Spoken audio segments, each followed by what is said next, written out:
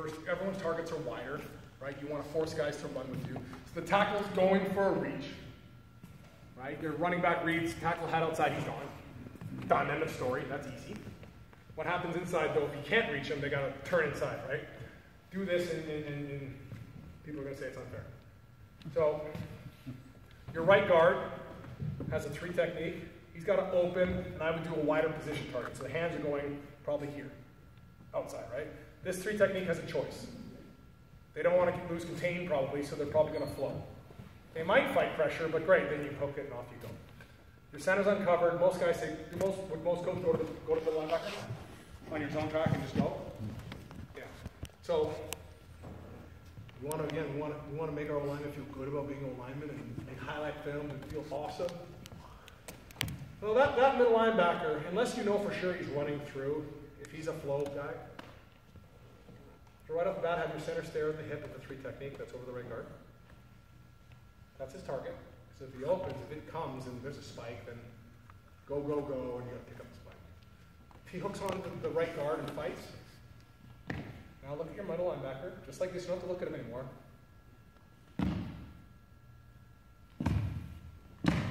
You know what happens to that 3 technique? Flies. He's playing the guard. Like that by your center. Because your mic's flowing. Right? Your back's flowing. You got a backside 1 technique. If you can teach this, your left guard. Think about it. 1 technique's down. 3 techniques flowing. He's launched by the center. You got about a 9-yard hole. You got this Mike linebacker that's flowing. That has to cover about 11 yards now. Your running back just kind of goes, please tell your running backs, I don't know if you coach them this, I don't know if you've coached your running backs, what to hit the hole, what to do, always hash numbers sidelines. They go left, they're on their own. Hash numbers sidelines. Because your linemen are always flowing play side. They cut back, they are on their own. They make it great, if not, it's on them. So we all know it's hash number sidelines, so we're just going. You cut that 1, you can teach that technique, you can force that 3 out. It is unfair for a defense to try to stop. The hole you have created is enormous. And your center thinks he's just a rock star because he's flipping people. Okay, you worship your left guard. All he did was cut the legs out of some 1 technique that's not trained. Look at that. It's all legal. It's all fun. Whatever you want to do, man. You have a linebacker in 20 yards that he's got to cover. Do whatever you want. Right? Wide zone, that's my all-time favorite play. We run it into the 1, it's a lot harder. You've got to have a really good center because you've got to try to reach the 1. I don't know how sophisticated, if you guys are sophisticated enough, you might have a line call, you can always run it 1 way, so you can just remember, you can check opposite. I think running to the 3 at the high school level.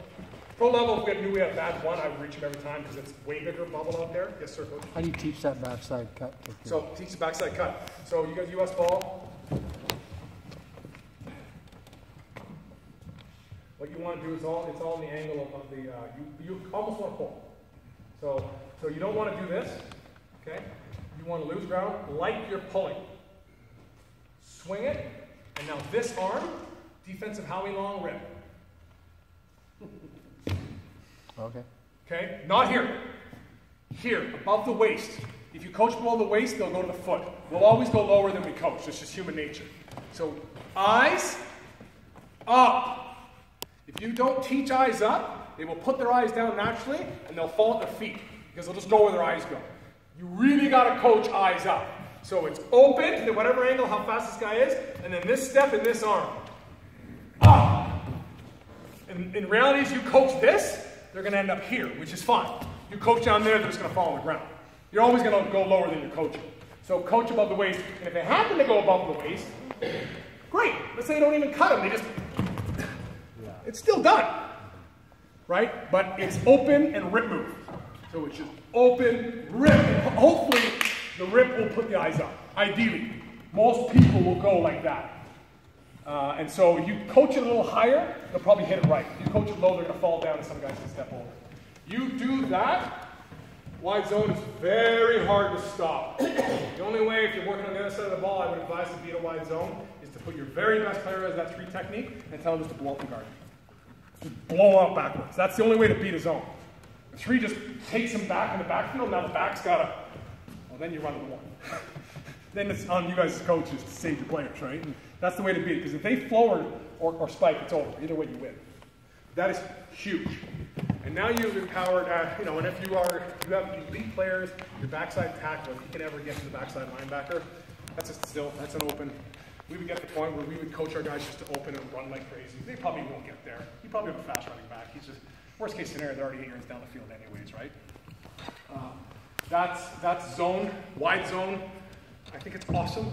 Again, as you can tell from the way I coach things, I want the back to get vertical as fast as possible. How quickly can we get the back downhill? How much can we eliminate all this lateral? So on your counters, downhill, zone, downhill. Okay, tight zone, downhill. We always want worst case scenario for gaining a yard. The more we do this, the more that stud middle linebacker becomes player of the week with 22 tackles because you're flowing, right? You don't want your linemen to have to move laterally because you've been taken away what we coached them to do. Hit force and get vertical and move through guys. Yes, coach. Do you think that's more effective than saying running tosses and things? I'm not a fan of toss unless you guys, for whatever reason, have the fastest back in the league. But again, you're not empowering your linemen to do anything. Right? All linemen do a toss is do this, and the guy either outruns people or not, right? Which again, if you got a kid that's that good and you want to win a championship, that's great, but we're not coaching anything at that point, right? And that's why I like this, because good player, bad player, it's going to work. There's a system, there's a technique, and you can help them when there's problems because you coach a specific system to work with. Toss, in high school toss. Well, you eliminate the toss mistake in wet weather too. Yeah. Listen, I'm not going to get on this too much, but I'm a big believer. I've been a shotgun, like my whole back end of my career. Kids, still about ball control, right? The more you have the ball in nobody's hands, the more opportunity there is to lose possession of the ball. That's my belief. When you're teaching the sport, he who controls the ball more wins, right? The more you put the ball in nobody's hands, the more room for error you can have. So ball control across the board, yes. And then again, gaining yardage as soon as we can, so it's vertical. And that also lends yourself to confidence in your blocking schemes, and it gives your linemen something to do outside of just turning and kind of running and the play's already gone. It's kind of a waste of time for them, right? It's not empowering to them. They don't like doing it. We can't give them those big block videos we talked about, right? We got nothing to praise them on.